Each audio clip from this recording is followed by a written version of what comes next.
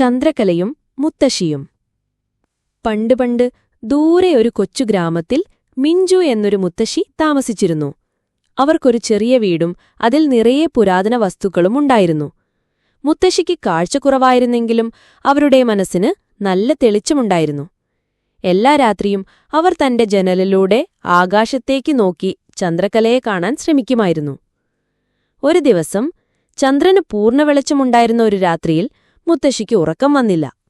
അവർ ജനലിലൂടെ പുറത്തേക്ക് നോക്കിയപ്പോൾ ആകാശത്തൊരു വെള്ളി നാണയം പോലെ പൂർണ്ണചന്ദ്രൻ പ്രകാശിച്ചു നിൽക്കുന്നത് കണ്ടു.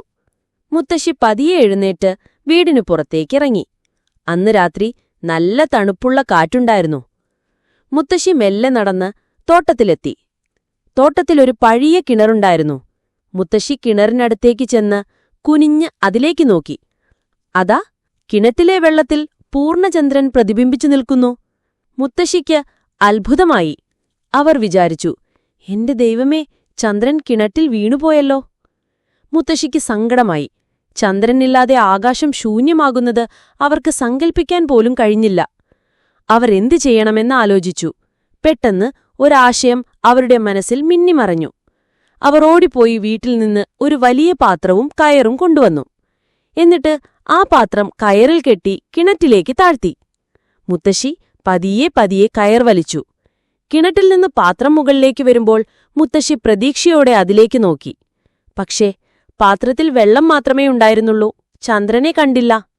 മുത്തശ്ശി നിരാശയായി. ചന്ദ്രൻ പാത്രത്തിൽ കയറാൻ മടിച്ചു കാണും, അവർ പിറുവിറുത്തു. മുത്തശ്ശി വീണ്ടും പാത്രം കിണറ്റിലേക്ക് താഴ്ത്തി. ഇത്തവണ അവർ കുറച്ചുകൂടി ശ്രദ്ധയോടെ കയർ വലിച്ചു. പാത്രം മുകളിലെത്തിയപ്പോൾ അവർ അതിലേക്ക് നോക്കി. അപ്പോഴും വെള്ളം മാത്രം. മുത്തശ്ശിക്ക് ദേഷ്യം വന്നു. അവർ പാത്രം ശക്തിയായി വലിച്ചപ്പോൾ കയർ പൊട്ടി പാത്രം കിണറ്റിലേക്ക് ആഴങ്ങളിലേക്ക് വീണു. അയ്യോ! മുത്തശ്ശി നിലവിളിച്ചു. ആ നിമിഷം അവർ കിണറ്റിൽ നിന്ന് തല ഉയർത്തി ആകാശത്തേക്ക് നോക്കി. അതാ ചന്ദ്രൻ അതിന്റെ സ്ഥാനത്ത് ആകാശത്ത് തിളങ്ങി നിൽക്കുന്നു.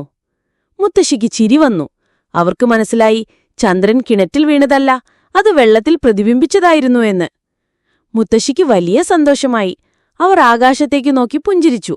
അന്നുമുതൽ മുത്തശ്ശി എല്ലാ രാത്രിയും ചന്ദ്രനെ നോക്കുമ്പോൾ തനിക്ക് പറ്റിയ ആ ചെറിയ അമളി ഓർത്ത് ചിരിക്കുമായിരുന്നു.